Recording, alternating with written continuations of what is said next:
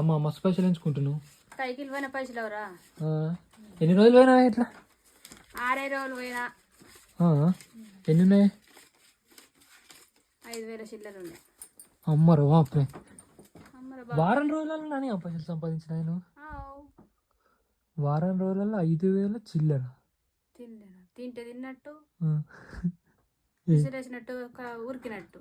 ఏటు పత్తేరా 10-20 అన్నీ మరి ఏ పని ఉన్నప్పుడు ఆ పని చేసుకుంటేనే పైసలు వస్తాయి. 4 పైసలు ఇంటికాడ ఉంటే రావు కదా. ఎందుకు ఇస్తా ఇంత కష్టపడి? కొన్ని లేవేం లేవు, బట్టలే కొనుక్కుంటా. బట్టలు లేవేం లేవు, నేనే లైసెన్స్ దొరికినా అట్లా పెట్టుకుంటా. ఇంత పెద్దలు ఉంటాయి.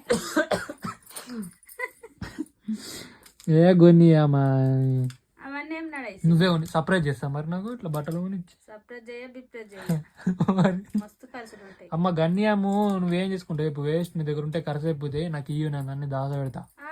దాస పెట్టాను నువ్వు నా దగ్గర ఉంటే బ్యాంకులు ఉన్నట్టే అమ్మ. నాకు బ్యాంకులు వేసుకుంటారా? నాకు అకౌంట్ లేదా? బ్యాంకు నాకు కూడా అకౌంట్ ఉన్నదమ్మా.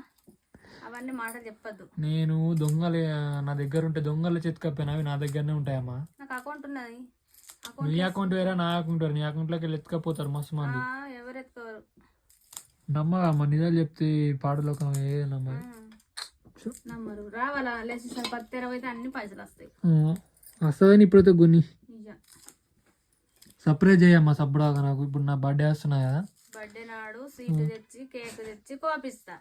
పైసలు మాత్రమే ఇవ్వ. రోళ్ళ మీద కేకులు కోసుకున్నాడు. మంచి మంచి అద్దే ఆపే.